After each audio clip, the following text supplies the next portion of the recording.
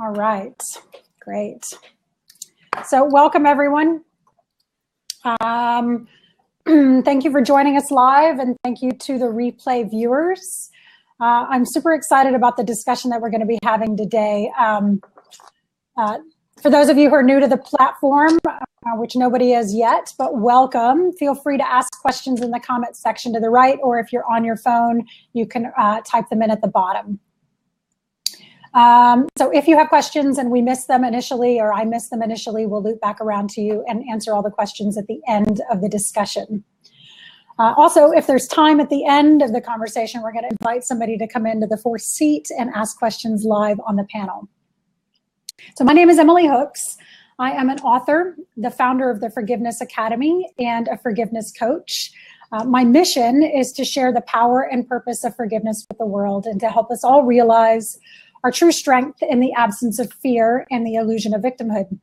So I do that in a number of ways. I've launched the organization Forgiveness Academy. I do one-on-one coaching with people. I do live streaming 5 days a week on Periscope at Path Break. And I facilitate conversations like this with extraordinary women like Madeline and Dawn. So I'm super duper excited about this conversation today. It's a little bit different than most of the conversations that I have because I focus specifically on forgiveness as a personal healing practice. Today we're going to be talking a little bit about that, but we're primarily going to be talking about how us being forgiving human beings can change the world in positive ways. So I'm going to let the panelists introduce themselves. I think Dawn's going to start with a trailer from her film. So Dawn, I'm going to let you take it from here, and then we'll start the conversation. Hi. Thank you for having me. I actually don't see the option I saw yesterday in sharing video, so I'm just going to talk. Okay.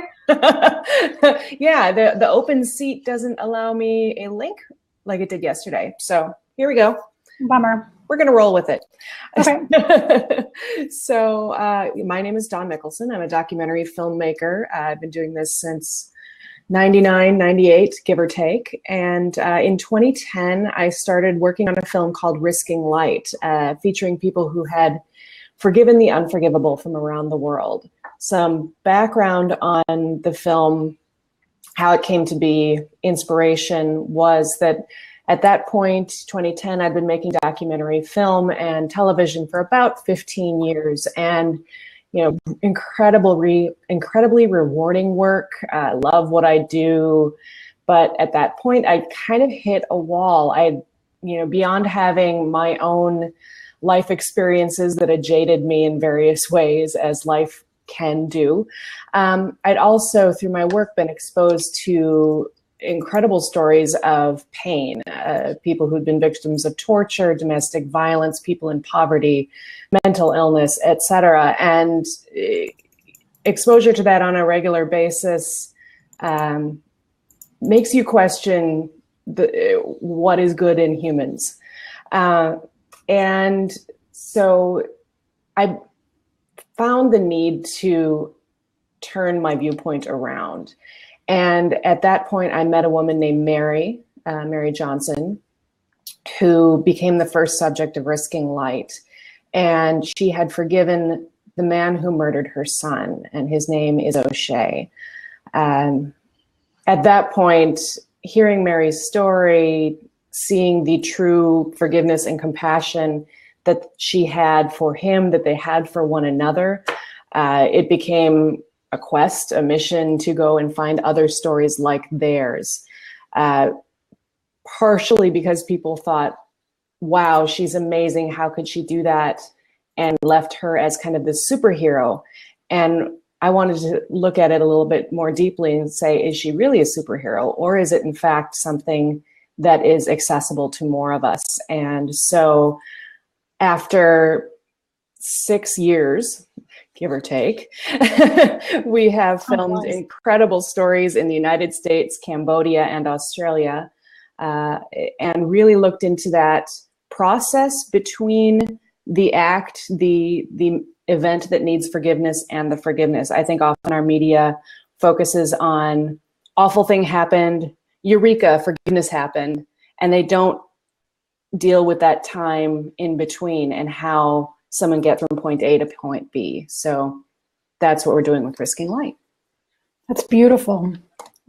Try and see if you can put the link in now. I made you a host. I think because you hopped on first yesterday, you were the host. Oh, I can stick it in the message thing, but open seat still says open seat. I wonder if I have to log out and log back in. I'm not sure.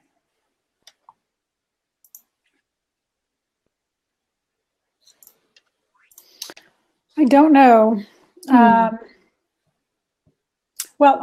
Maybe Frank can offer some further advice if he's still on. And Madeline, would you like to introduce yourself? Yeah, sure. Hi, everybody. Thanks for welcoming me here. My name is Madeleine Black, and I shared my story in 2014, nearly 2 years ago, with the Forgiveness Project. So maybe I should tell you a little bit about the Forgiveness Project in the UK before I tell you my story. It was started in 2004 by Marina Cantacuzino, who's a journalist, and it actually just started as an exhibition. And the exhibition was called The F Word because it's a very provocative subject. You know, forgiveness is not an easy thing to get to. And she initially started it as an exhibition, just a collection of people's stories, but it just kind of grew from there, and it is still going. She collects stories of people's stories of forgiveness. Either they've been a victim like myself, or they've been a perpetrator and they've turned it around. And it's really to show people that they can transform their pain and trauma into healing and peace and hope. So when I shared my story in September 2014, you know, I completely underestimated what the impact would be, but it has opened many doors for me. And I've seen how much healing came for me, but how much healing came for other people when I shared my story.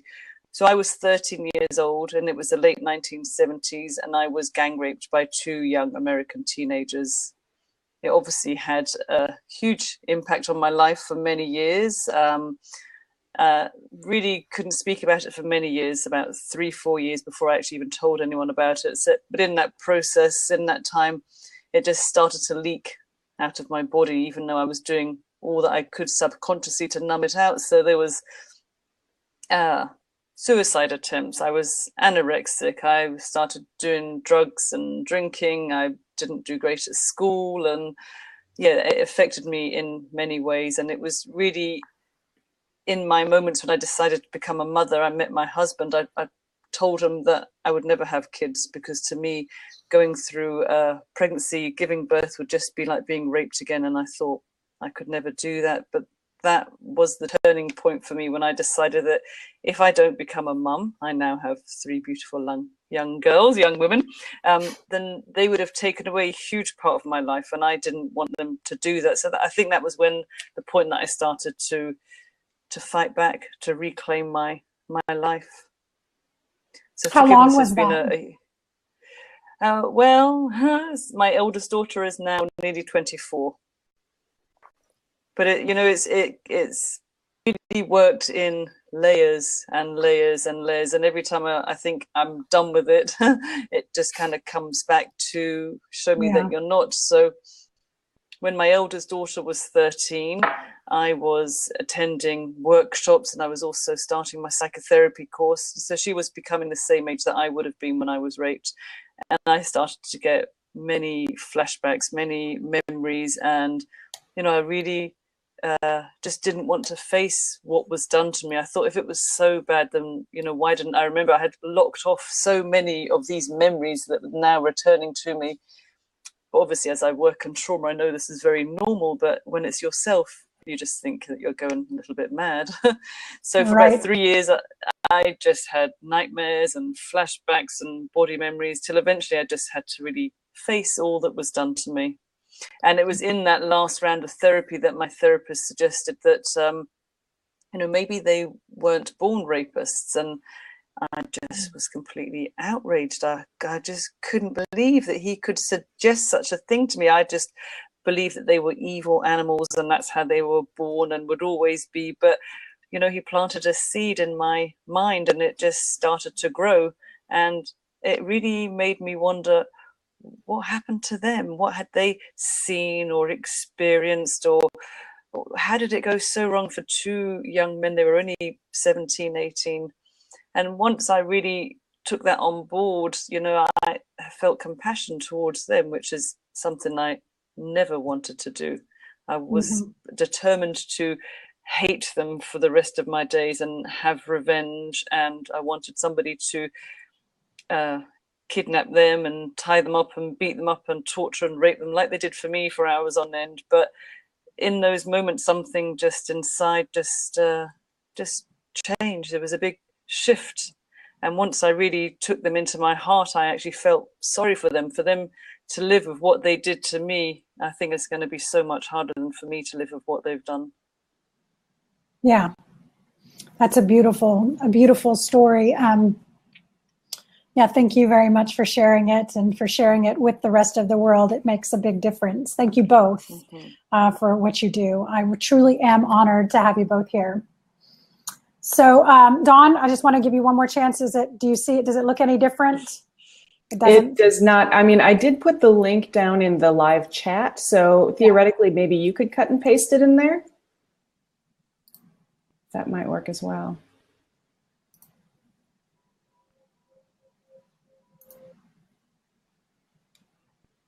No, it won't let me do that. Oh, well. Hold on. I'm going to try it. I'm just going to type it in. Okay. I really would love to show this clip to everybody.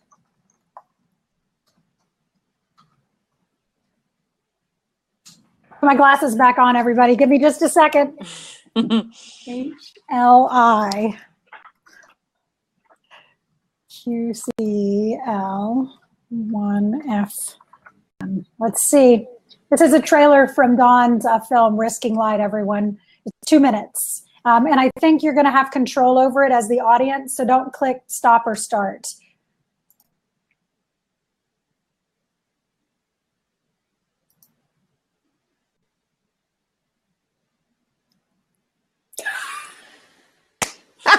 The video does not exist. I probably typed it in. It doesn't exist.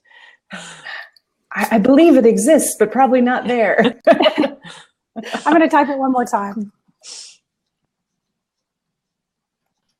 If you guys knew how bad of a typist I was. Thank you for the kudos, Annette. I appreciate that. It's LHLI.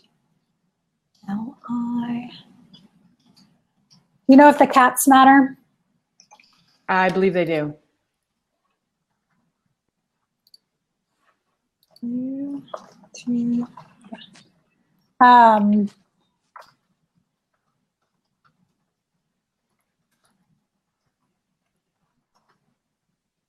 One more time.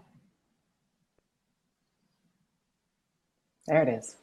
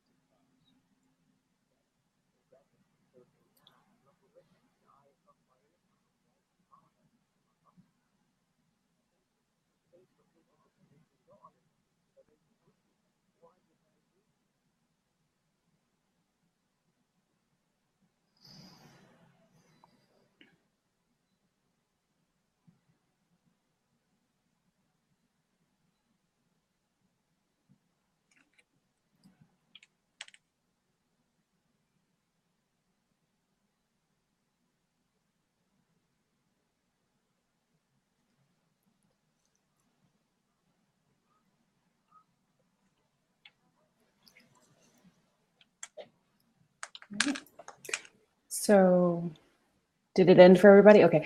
It's in final post-production right now, so we will be premiering it next year. Congratulations. Thank you. Yeah, However many times I see it, it moves me every time. it does, yeah. Yeah. Yeah. Okay, let's get started with the conversation. We're going to start by talking about sort of the personal implications of forgiveness and what that looks like. And then we're going to expand out to, you know, what it looks like for us as individuals who become forgiving on the system that we live in, the world that we live in, communities, homes, countries. So let's just get started. I'd like to start by asking a little bit about what forgiveness means to each of us. So Dawn, if you would start, how would you define forgiveness, and how has it impacted you personally?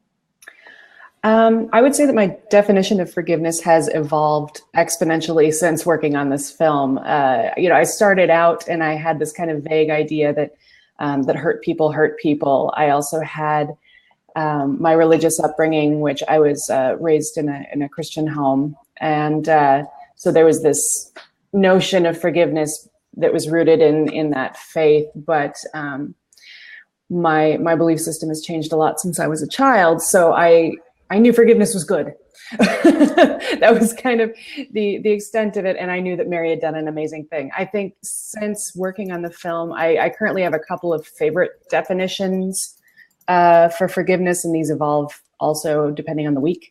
But Mary Hayes Greco, who is a wonderful woman who wrote a book called Unconditional Forgiveness, wrote, releasing an expectation that is causing you to suffer. I think that's a wonderful definition for forgiveness, obviously because it focuses on the forgiver. I think forgiveness tends to get wrapped up in the person being forgiven, and we forget how important it is ultimately for the person doing the forgiveness. And then the other one I'm currently liking is actually from a woman named Emily Cady that she wrote in a book in 1903 called Lessons in Truth. Cady. Yes.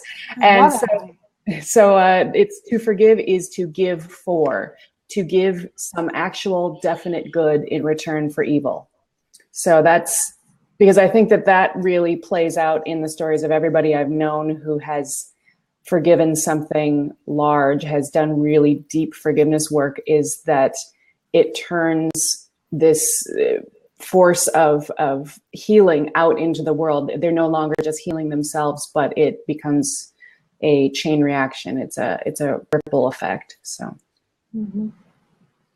And how has forgiveness affected you personally? Well, I explained a little bit before about my story and the unexpected forgiveness that I guess that came to me. But before that had happened, I was just an angry person. I was full of bitterness. I was full of revenge, and you know, my struggle was to become a mum. And then I thought, well, what kind of mum will I be if I am filled with all these feelings as well? So, you know, it really wasn't a journey about the two men that raped me. It wasn't about forgiving them. A lot of the forgiveness started with myself, because even at 13, I had bought into the messages that society bleed to us that it was my fault because I had been drinking and I had been staying in a flat where my mum didn't know where I was, and I'd been out partying. So I took on all the guilt and all the shame that's common for many men that experience rape, sexual violence, sexual abuse. And so initially my forgiveness was about myself, and it was about self-love and self-compassion. But for me personally, and it is a very personal journey, it's not someone that I push down the throats of everybody, but I'd much rather be in the place where I'm at right now, which is peaceful and much easier and no stress and no anger. For me, forgiveness ultimately is understanding what it must be to be a human being, you know, the predicament of being a human being living on our planet that can make you rape someone, that can make you murder someone, that set fire, be a terrorist, get radicalized, whatever you find yourself, and what has it taken for you to get there? And, you know, I believe that we all come into this world as the same innocent babies, My boss where I work at the moment used to be a midwife, and she said to me that she's delivered thousands of babies, and in that time she never met an evil baby. And that always stayed with me. You know, we are all born the same. Yeah. And what goes wrong, you know? So I guess it's just about, you know, the men that raped me, they dehumanized me, but they had dehumanized themselves. They weren't connected to their aliveness, their being. And I think forgiveness it really helped me to connect to myself again. Yeah. And to become alive, because I had numbed out so much, and so much of me was closed off. And it sounds kind of cheesy, but my heart opened up again. Yeah. It had just been put into the deep freeze, and it's defrosted.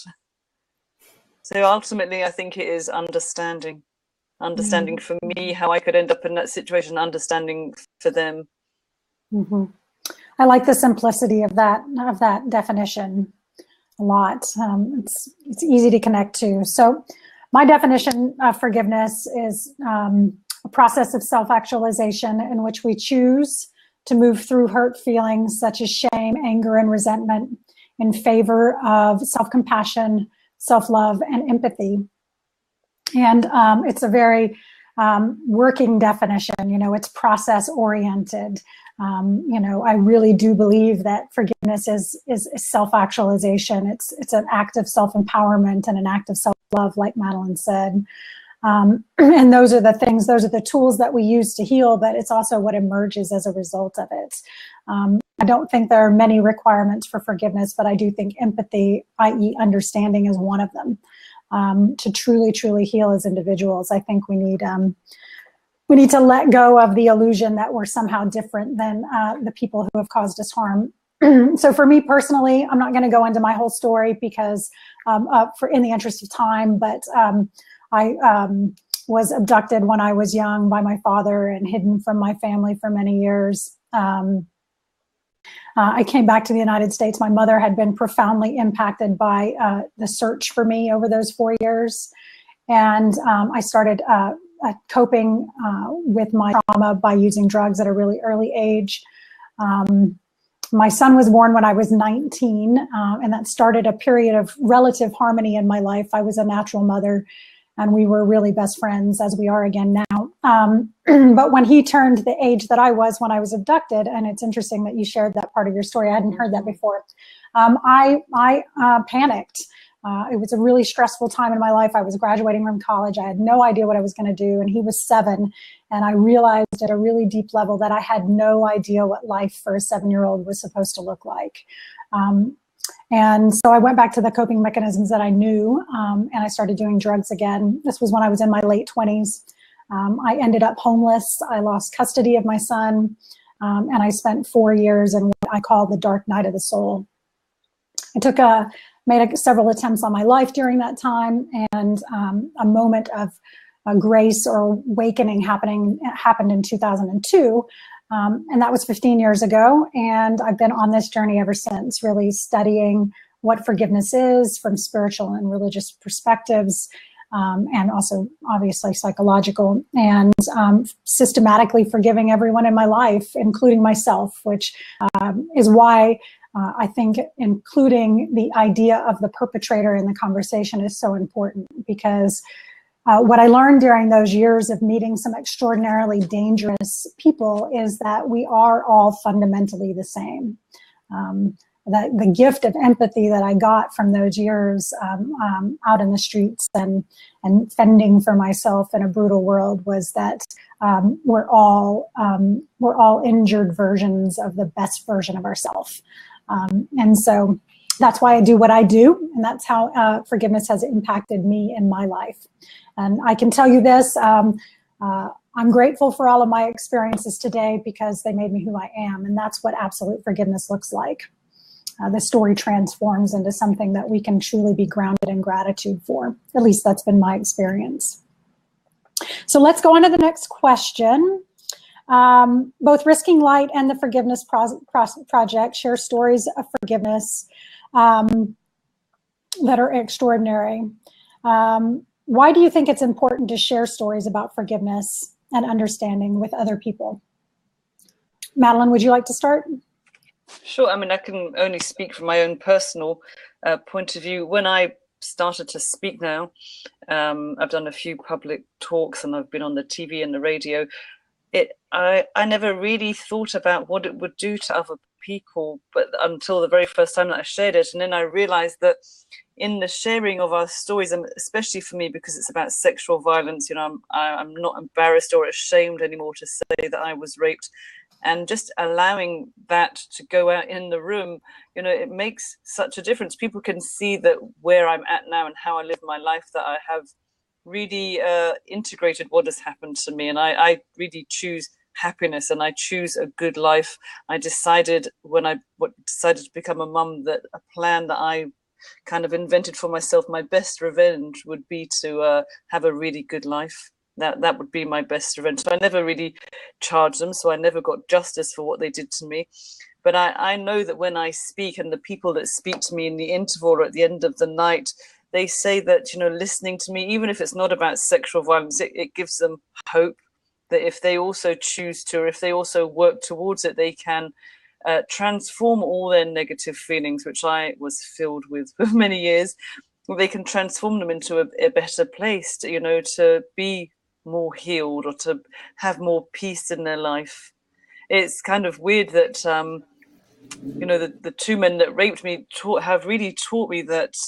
I was very grateful that they didn't kill me that night, which I came quite close to being killed. And I really appreciate my life. And I'm just so grateful to be here. And that comes out of the other side of forgiveness as well. I didn't appreciate that for a long time, but now that's really what the message is. Yeah. How about you, Dawn?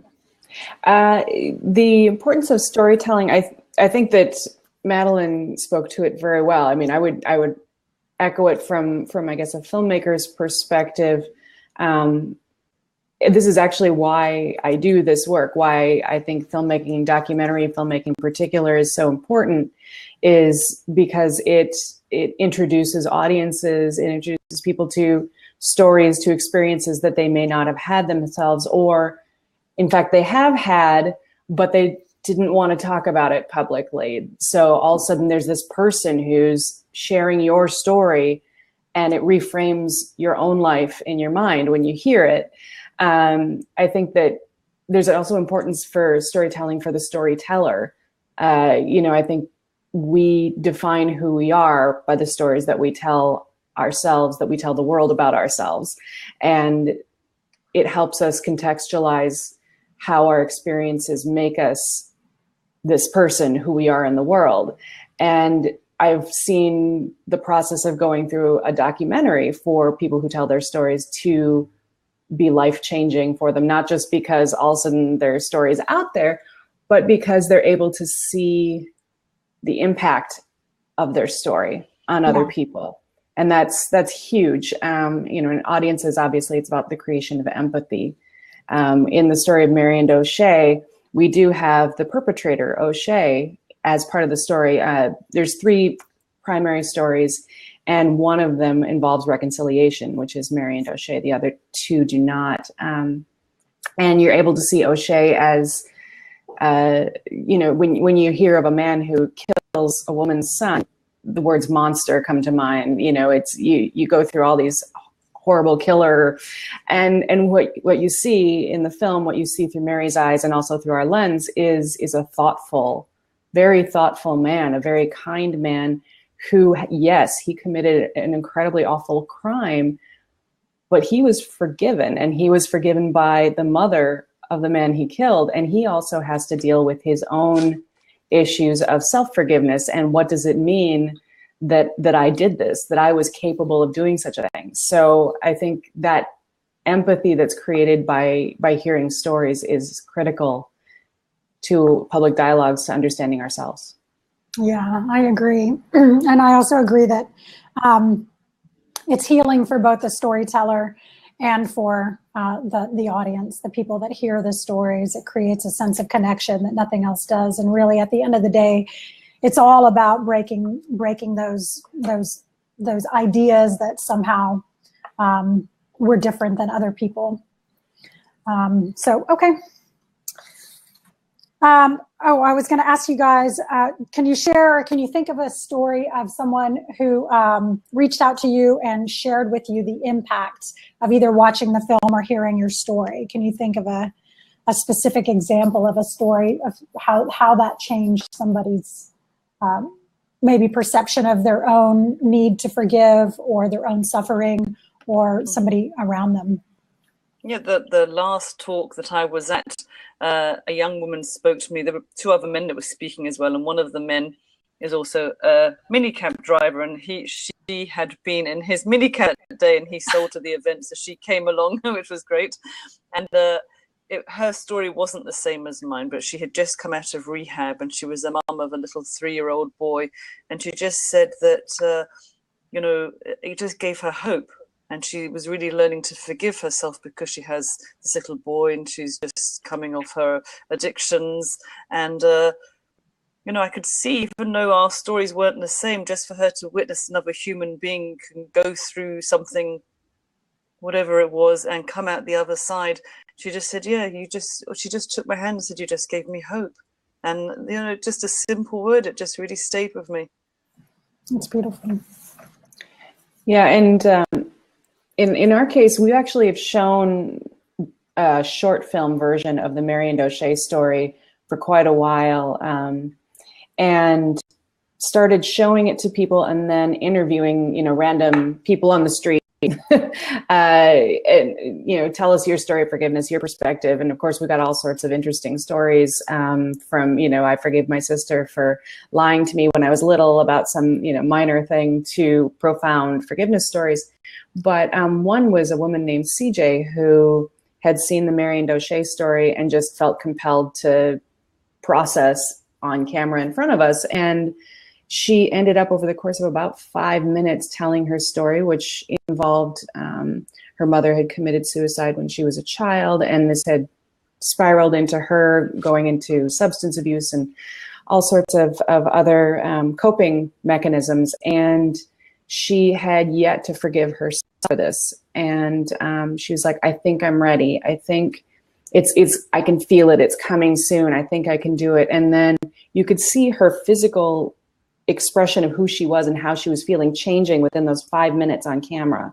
And she wrote us a letter a week later saying that she had done it, and that she had, that was the motivation. That was the moment when she realized she could forgive herself. So yeah, stories. Yeah, you can't overstate the power of storytelling. For me, because I'm also a forgiveness coach and I'm a writer, and I talk about forgiveness all the time. My experience is that when I start by sharing my story, which I do when I speak and when I do workshops, that aspect of what I talk about, even though I think everything else I say is really articulate and and powerful, well structured, what everybody, the most comments that I get are about the power of the story itself, my story, and how it's the testimony of seeing a person living an empowered life after having been so helpless or seemingly helpless, is truly inspiring to people. So, okay, what would you say? Do you think forgiveness is contagious? Is it something that we can learn by example? Do you think that people as individuals can play an active role in the forgiveness process, or do you think it just sort of happens? Either of you. Go ahead, Madeline. Yeah, I think it can definitely be witnessed in somebody else, and it can really show someone that you can, if you choose to, it's always a choice, change. You can learn to drop things. You can learn to see things from another point of view. I think it's almost so locked in and we're so closed off that we think, I'm always going to hate them, I'll never forgive them. But when you see another angle or another possibility, you kind of unglue that stickness. You're so stuck together, it's hard to see any other way. But if you see a different way, then yeah, people have shared with me when they've heard me speak or read my story that one man in particular, he said that he had been involved in a business deal and the guy had swindled him, his partner, out of tons of money. And when he heard that I could forgive, he was holding on to his anger for years. He was so bitter and aggressive with him. He just said, well, if you can forgive that, I can easily let that go. And he just did. And you think you could have done that all those years ago. we choose to hold on, and we choose to be bitter, and we can also choose to let go. So, you know, what are you going to do? What kind of life do you want to build for yourself? Right. Yeah, absolutely. It's contagious. You know, you see that in the lives of Mary and O'Shea's friends and family. You see that in the lives of everybody who Keelong, who is our story from Cambodia, everybody he interacts with. You know, when you hear somebody's story, it makes you reflect on yourself. And I am holding on to this thing over here. I wonder what that's all about. And so I think that it's contagious. I also think that some, you know, and I don't know this for, you know, I'm not an expert in this area, but I would say that there are some people who it's easier for various reasons, life experience, temperament, etc. And for some people who it's harder for, and it's just a unique journey for each person. So I do think that there are people who genuinely experience terrible things and can turn around and say, I forgive that. And it's just a part of how they live in the world. It's a part of who they are. Not everybody can do that. Yeah. So. Yeah, my perspective on that is, and the approach that I take when I teach it, is that we can build certain skills that will facilitate us being forgiving in nature. So some examples of that are, you know, having empathy for other people in general, not just in a situation of forgiveness. But if we can learn, and we can learn to be empathetic in nature, then forgiving when something happens is easier. Another thing is letting go of being right all the time, or having what I call a pathological obsession with evaluating everything, right? We judge everything in our environment constantly. And if we can move back from that, that position of having to know what's happening all the time as a defense mechanism, then I think it's easier to become forgiving in nature. Also, emotional awareness, I think, is important for having a capacity to heal. So yeah, I agree that it's absolutely contagious, and I'm really, really grateful for that. So we talked about empathy quite a bit already, but the Dalai Lama says that empathy is the first step towards compassion. What do you see as the connection between forgiveness and empathy? Well, I guess my understanding of the word forgiveness is understanding, and compassion to me is they're all different words, but they're so linked together. If we can truly step out of ourselves and try to understand someone else's journey, that must be compassion. If we're so judgmental and we're caught up with ourselves, we have a very narrow outlook. Yeah, you're not going to take in the bigger picture. You know, there's a lot going on outside of us as well, all these other people. And I think ultimately it comes down to how connected are we into ourselves. And then if we are more grounded and connected and embodied as a person, then we can connect with other people as well. And in those connections, true compassion and understanding for other people can come in. Yeah. I would agree. I mean, empathy is the act of making somebody not the other anymore. It's no longer this bad guy, good guy relationship. And I would venture to say it's impossible to forgive if you're still in that place of bad guy, good guy. That in order to forgive, empathy is required on some level. Yeah. Yeah, I like the definition of empathy that is, had you lived the life of another human being, could you imagine making the same choices? Because it really gets to the heart of it, right? The answer to that question is, I don't know. It's not possible to know the answer to that question because you haven't lived that person's life. And I think that gives us access to that compassion that can be transformative.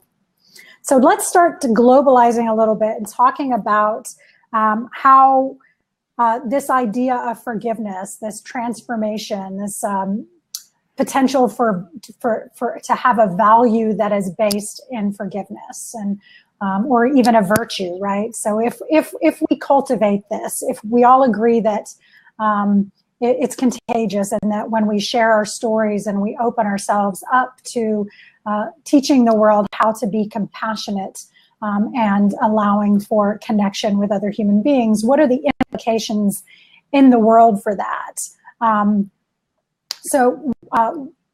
What do you see as the connection between non-forgiveness, which is really the world we live in today, right? So we live in a world that expects us not to forgive.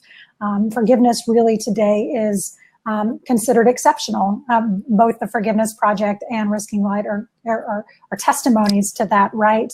To how extraordinary it seems to have compassion. And I know that the dialogue is transitioning and shifting now in real time with regard to that. And I think that's a beautiful reflection of the evolution of human consciousness. But in the world we live in today and the systems that we are a part of today, non-forgiveness is the norm.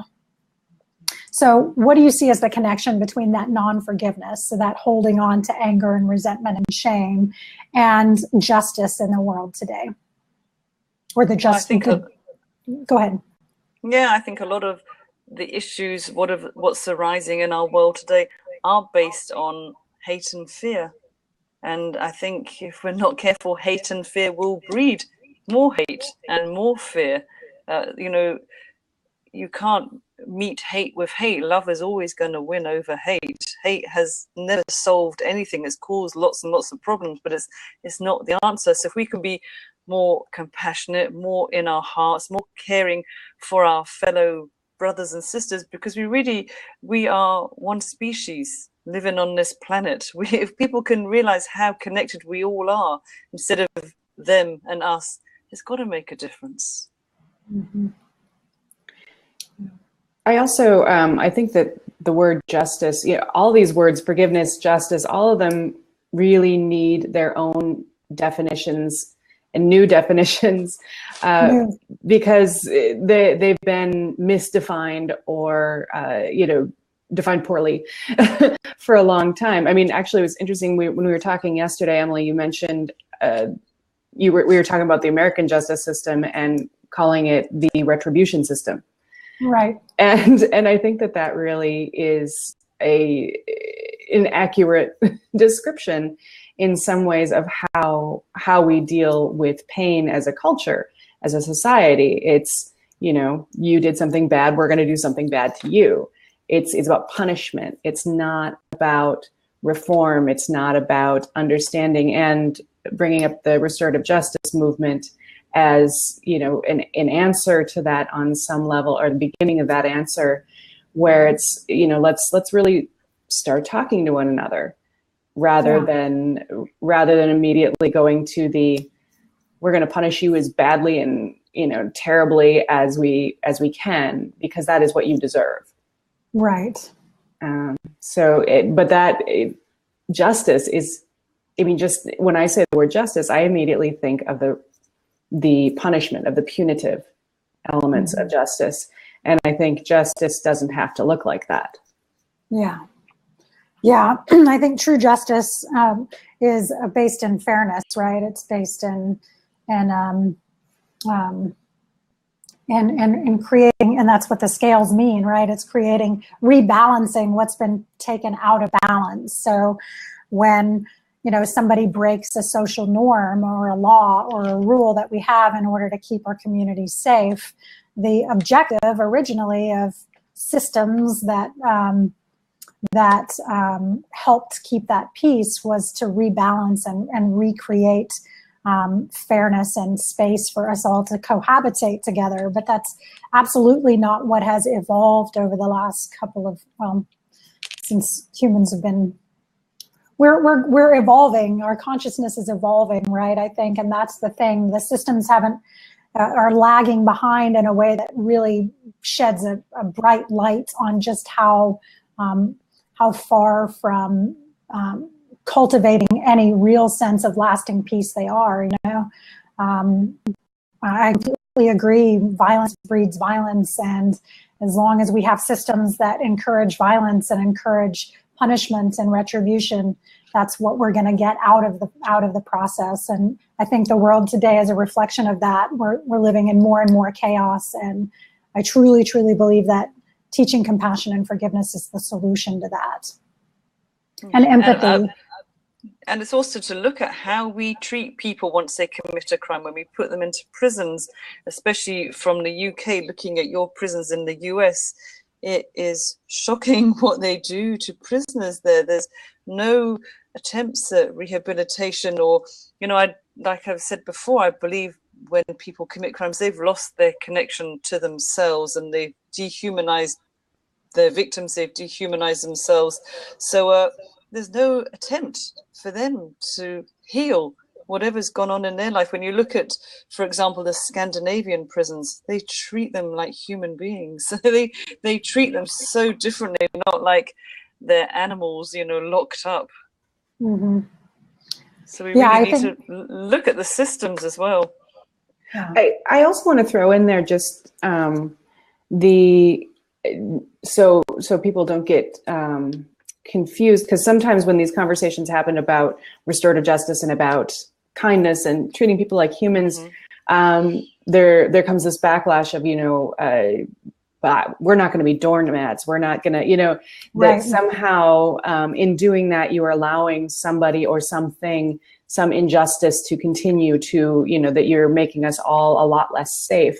And I think that you can simultaneously live in a world of empathy and compassion and forgiveness, and at the same time seek, you know, to make the world more just. For example, the stories of Deborah Hawking in Australia, who is a member of the Stolen Generations, who was abducted as a child by the government and raised in a horrible situation, simply because she was an Aboriginal child, and that was government policy at that time, was to remove Aboriginal children who had any kind of white ancestry in their bloodline, to take Aboriginality out of them. And so she has done incredible work on forgiveness, and in the same breath, that doesn't mean that she's feeling like the Australian government is off the hook, that, you know, well, that's okay.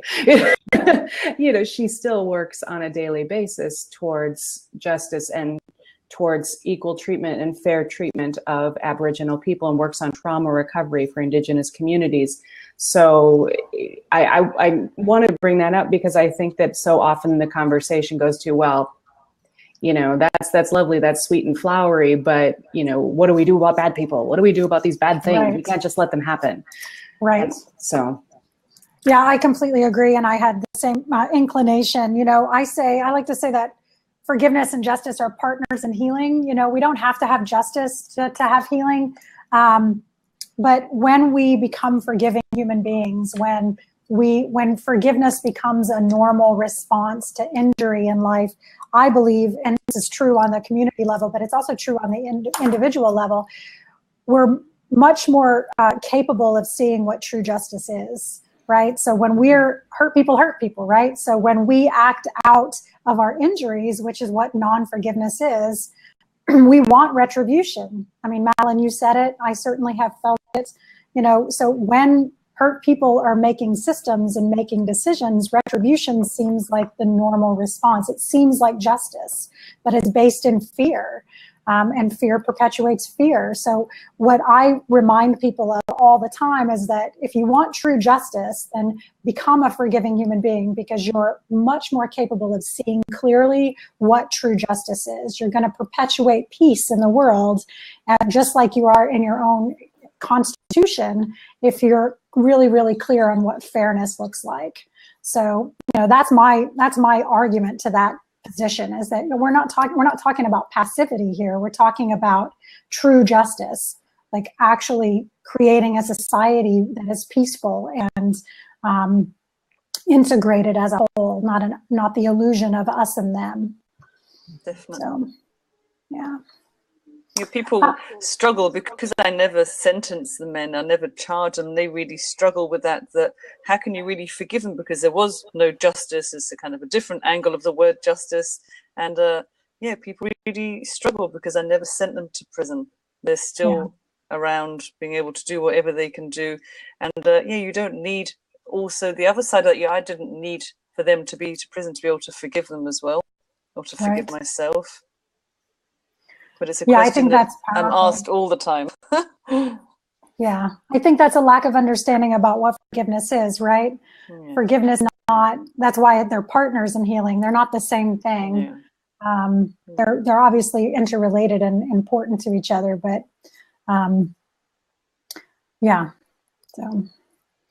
So what do you see, how do you see the bridge between personal healing and justice? So, what does that relationship look like? It's a new question. I see Dawn looking down at her question. I told you yesterday I was going to add it, though.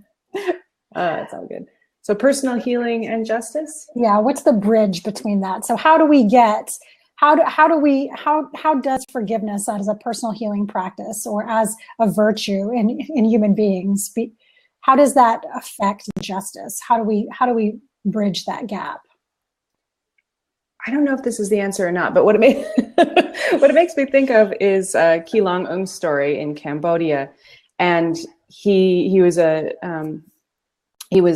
lost family. He was the Khmer Rouge killed his family, killed just so millions of people, or so many people, and he escaped to the United States after being a slave laborer as a teenager, early teens.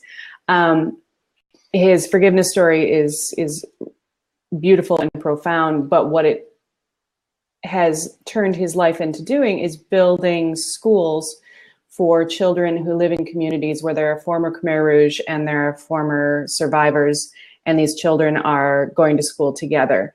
And part of his motivation for that is that he believed that the Khmer Rouge soldiers who made his life hell lacked basic education and critical thinking skills. And if children could have school, if children could learn these critical thinking skills, maybe we could prevent a regime like the Khmer Rouge coming along and creating this chaos.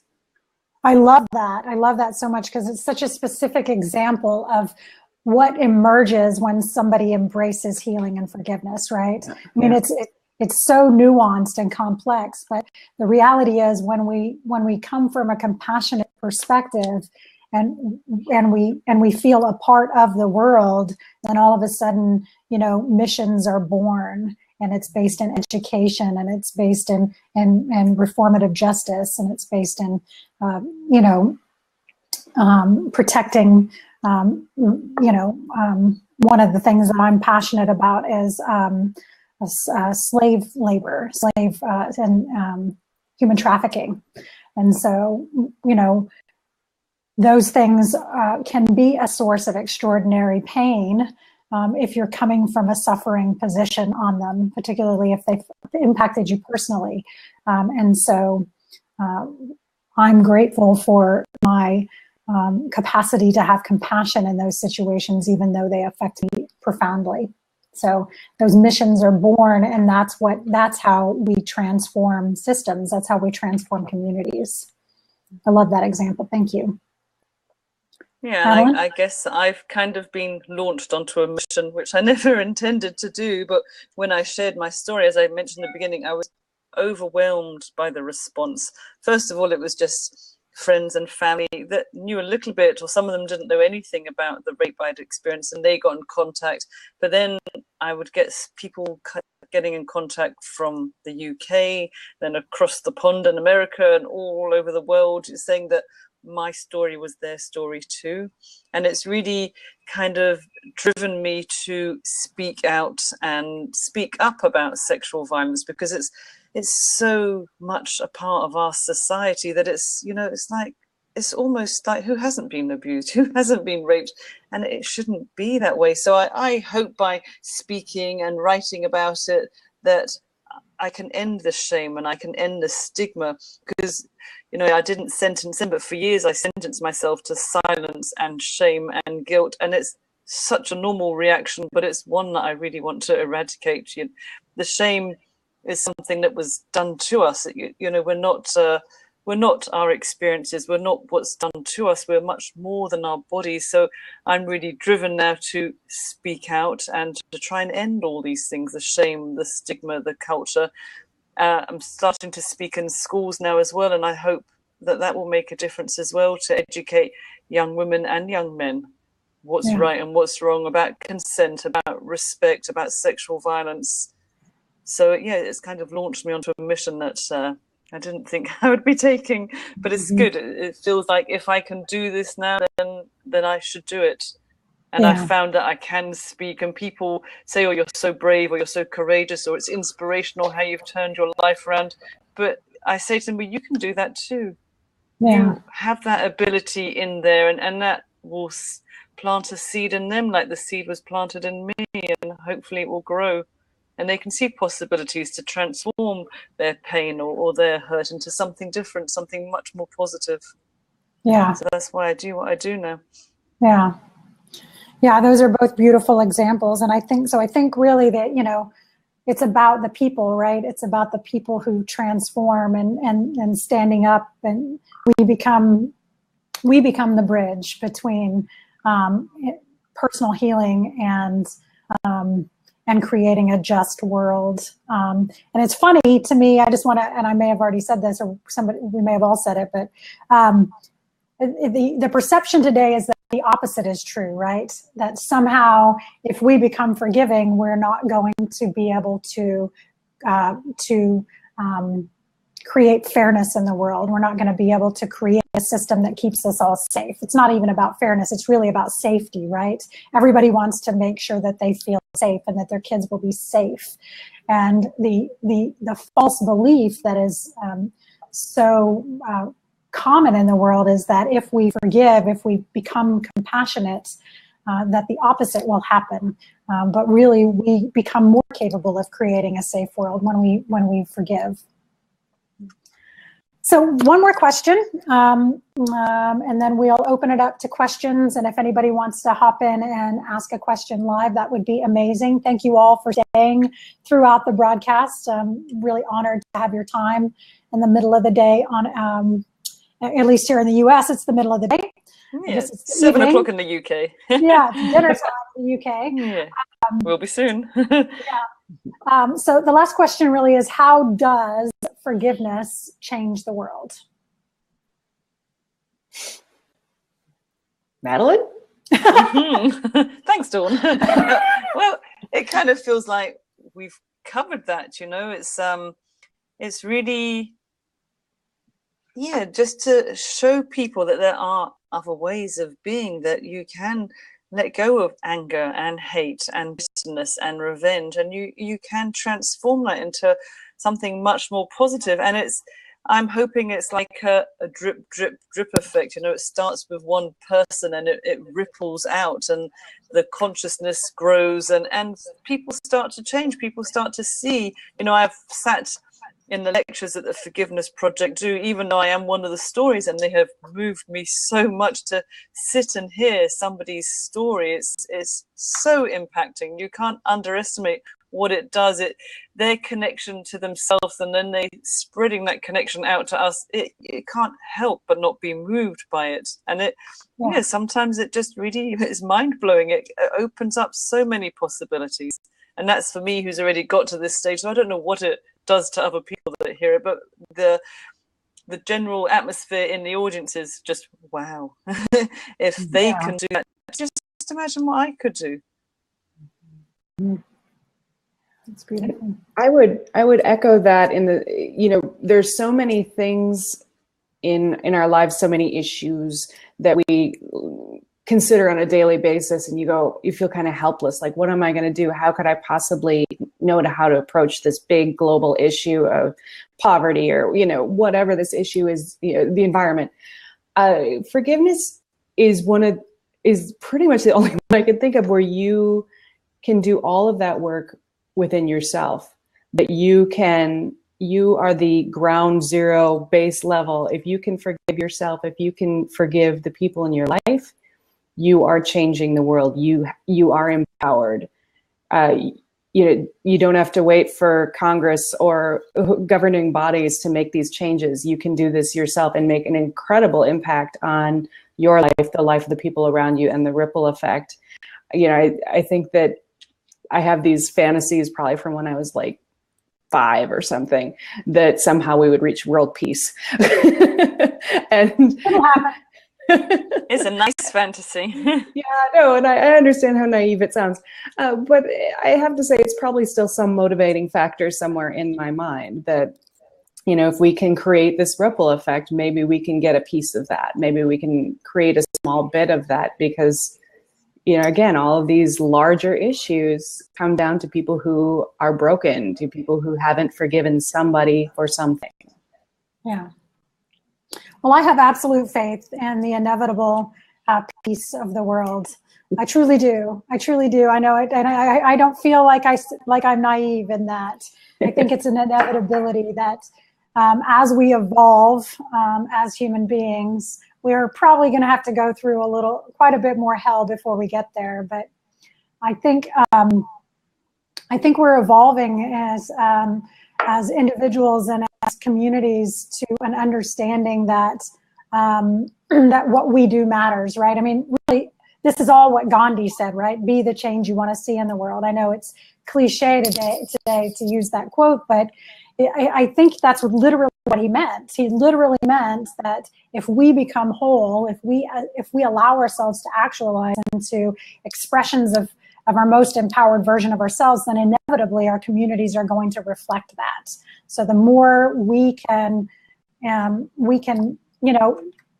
encourage clients that I work with to be motivated by self-love, right? So, you want to go through the process of forgiveness because you want to love yourself. But the reality is, if you want to be motivated to change the world, I think that's just as equally a good motivation, right? If you can't find it in yourself to be motivated to heal yourself because you're worth it, then do it because it's going to make the world around you a better place. So yeah, I thank you ladies so much for all of your insights and for your time. So I'm just going to ask the folks that are here, if you have an account and you can hop on, is anybody interested in coming on and asking any of the panelists any questions about justice or forgiveness, or how forgiveness can change the world? Give everybody just a second. Also, hopefully this broadcast will be available on YouTube. I'm recording it, so thank you to the replay viewers for being here and for your time. We all appreciate it very much. You can follow Dawn. Dawn, give your social media information. So Twitter, I'm Emergence Girl. I think actually, I don't know if everybody else can see it, but I think it's up next to my name, yes. Emergence GRRL. So that's me on Twitter. The film is also on Twitter, at Risking Light. I'm also on Facebook, as is the film. Probably easier to follow the film than me, though, on Facebook, unless you want to see a lot of pictures of 2 adorable little girls. Who doesn't want to see that? So it's Risking Light on Facebook, and it's Risking Light. What about Instagram? Is it Risking Light on Instagram as well? Yes. Okay. Yep. Great. And Madeline? I'm on Twitter. I am MadBlack65. And you could also go to the Forgiveness Project. I'm one of the stories there, I think there's about 140 there at the moment. And also hopefully next spring, my book will be coming out as well, where I tell my story of where I'm at today. Okay. Congratulations on that. Yeah. Thank you. Is it forgivenessproject.com? Oh no, there's a good question. I don't know if it would be .com, but I could look it up for you while we're here. And let you know. Risking Light. So those are the handles there. So I have a quick announcement. I'm doing a webinar next Thursday at 3 p.m. Central Time. That's 1 p.m. Pacific and 4 p.m. Eastern, called Forgiveness, Freedom Through Forgiveness, 5 Keys to Happiness. So if you're interested in that, you can reach out to me either on Facebook at Forgiveness Academy or Forgive Academy on Twitter. And I'm also on Periscope at Pathbreak, which is the same handle I have here, and on Instagram. So it doesn't look like we have any takers. Are you sure we don't have anybody that would like to hop on? I know it's a little nerve-wracking, but it sure is fun. Annette, do you have any? It is theforgivenessproject.com. Oh, forgivenessproject.com. Type that in here.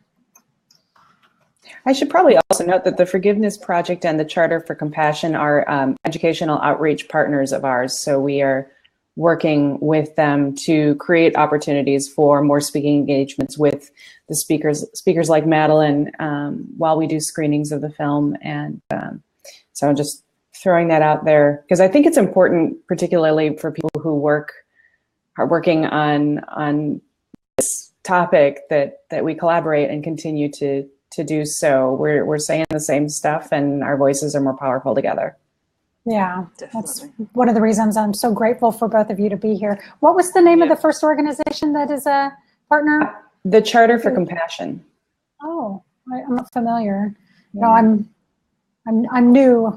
I'm new to the world. I'm the new kid on the block. So, okay, well, we're going to sign off, everyone. Thank you very much again for your time. We hope you have a blessed evening or afternoon, wherever you are in the world. So thank you. Thanks again, ladies. Bye. Thank you. Bye.